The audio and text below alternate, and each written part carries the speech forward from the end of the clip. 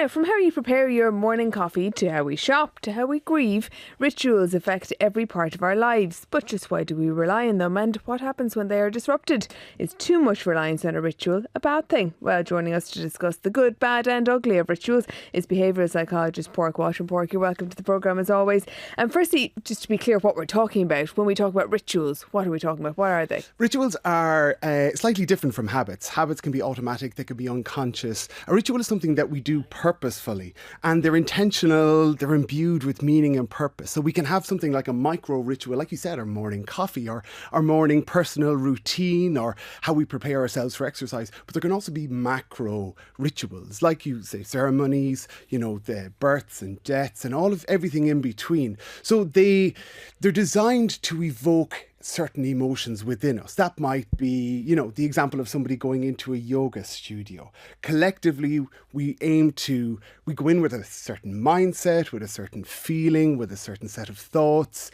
We go through certain behavioural actions and we leave hopefully feeling differently. So oftentimes what we have is this connection between emotions and thoughts, evoking particular behaviours from us. But this is different because a ritual is a set of behaviours designed to make us feel and think differently. Okay, and feel and think a certain way, I suppose, is the expectation when you go into it from the start, by the sounds of that. So are there risks then? Like, are rituals good?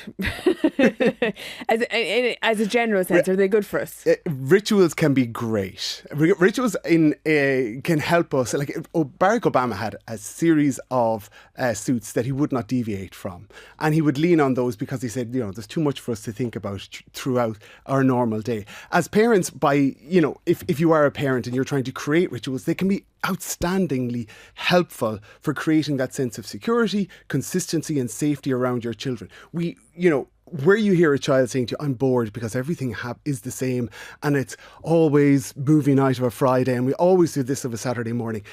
I'm bored.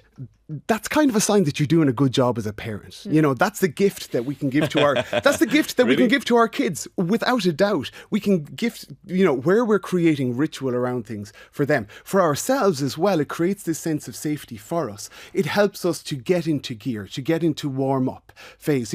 Like if we have an exercise routine, and it can be very, very difficult to go from 0 to 60. We warm up, we physically warm up, and that ritual and everything associated with it. If you've ever been in a dressing room and you smelt deep heat and you start to feel a particular way. If you've ever walked into a church and you've smelt incense and it evokes those feelings within you. You've been subject to ritual and they've been really helpful. Can I ask you then, the way you describe a ritual, right? The solemnity, the thought that goes into it, the time it takes, the care I'm trying to think, do I have any rituals in my own life? And I can't think of any. Does that mean my life lacks meaning? No, it just means you're not tuned into the rituals that already exist. And sometimes we inherit these rituals. So I'm sure there are traditions that you would have around Christmas or that you would generate yourself or even within your family for your own sake. You will have rituals that you will consciously do.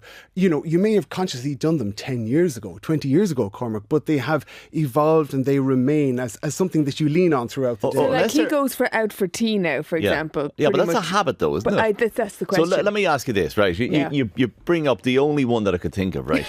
Cormac goes for tea during the show. Well, I do, yeah. That's the depth of his ritual. No, but the morning coffee, right, seems like a ritual to me, but it seems too much lacking in depth, right? And here's the oddity. I also get a scone and I cut the scone in half, but I didn't cut the half in half. So I cut it into quarters. That's the way I like it. I don't like it any other way. Yeah. Do not give me a full half. Just give me the quarter. Is that a ritual or a habit? Usually, or an oddity? It's an oddity, Cormac. Let's be honest, all right? But usually... It's great radio. Yeah, this is groundbreaking stuff. But what you have is usually rituals are collective things that we do socially. So they're designed for social bonding. Okay. Rituals are the idea of, releasing endorphins when we sing together, where we have a sense of ceremony around it. Now, interestingly, where you can have a habit and it doesn't have that sense of ceremony around it, it might lack enjoyment. So, for instance, you might, be very utilitarian about something like going shopping or eating. Yeah, eating is a very good example where you find it very functional, either individually or as a family. Your job is to get the food into your mouth and that's it, okay? Or you can set a ceremony around this, set a ritual around this, designed to evoke certain feelings, be it bonding as a family or as a team, be it to create relaxation. No, I'm not buying this. So you're saying shopping is a ritual, but me cutting my scone into quarters is just an oddity? That's ridiculous. He's sort of. I think you're sort of saying it's a ritual. Are you? It is a ritual and an oddity, Cormac. Cormac, ritual. You can have it as your idiosyncratic ritual. We won't debate it. We won't argue the toss over that. Let's talk about other people's rituals for a second. We move on from Cormac's scone. In Ireland, obviously, religious ritual was huge and still is for an awful lot of people. And then you see people who have maybe moved away from religion. I think this is really interesting, searching for something else to replace that. Don't a lot of people? It's interesting. Religion had always got a very strong psychological comfort for us, and that idea of ritual at really important moments in our life is really crucial. And like, we take something like Catholicism and the idea of prayer, and when you look at it from a very logical perspective, you say this is something that is repeated ad nauseum over and over again, and it loses its meaning at a certain stage. But where you put moments in your life where you are saying goodbye to somebody for the last time, and it just does not, stand to logical reason how you can, cope with that moment. What do? We end up saying 10 decades of the rosary, and you say the same thing over and over again with the people you love around you, because saying something that can console you emotionally, saying something that can create some sort of cognitive reason justifies those moments. So that ritual is designed to comfort, it's designed to bond, and what it does is it evokes, even at a neurological level, those feelings of of bonding with us. Okay, so all that makes an awful lot of sense to me, and it also makes sense why people would search out secular rituals perhaps to replace religious rituals if they've moved away from religion. Now, what if you are too attached to your rituals? What if, you have various rituals in your life, but if you don't get to do them, or if they don't go exactly as planned, you go into the yoga studio, it doesn't smell quite right, or people are a bit noisy, and, you don't get the feeling that you're expecting, and you're just antsy now because things haven't. So what happens then? Is it like rituals are designed to try and evoke those feelings. They're not a crutch for you to lean on. They're not something that are magical. The other thing with rituals that can be really troublesome is because they're such a collective thing, traditions pass from generation to generation, and the expectation that, well, this is our tradition, this is our ritual, you all need to do this, can often cause a lot of friction. Yeah. So where there is that inflexibility for people, where there isn't that, I suppose, will to maybe reinvent traditions that might have been there before, where there is this...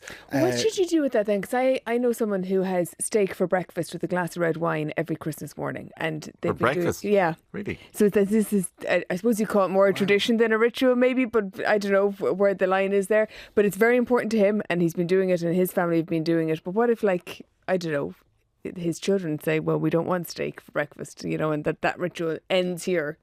And that often happens, and that's fine. You take, like, Buzz Lightyear coming into Toy Story, and he completely disrupts the whole run of things. It's a bit like Meghan Markle coming into the royal family. There were a lot of traditions there. Meghan Markle is the Buzz Lightyear of the royal family. You come in and you disrupt these traditions and these rituals that had been present and say, look, we're going to try and reinvent this. And often it can lead to that kind of friction. I don't know the answer for your friend and the red wine, but often you might find that for other people that doesn't work. If he's flexible around that and saying, look, I'm amenable to change here, or we can adapt this, that's great. And that's what we see when we map on formerly religious ceremonies onto secular, where there can be a nice smooth transition, because we realise the importance of marking these moments for grounding ourselves as we go through that journey of life, and they mark those occasions. Okay. But yeah, that's where it lands. Padraig, really fascinating to talk to you. Thank you so much for joining us. I'm really interested to hear from our listeners in this to 51551. Your strange and unusual rituals. Is it cutting a scone into quarters? Yum, yum, yum. Come on, Tomorrow you can morning, excite us. Text us to 51551.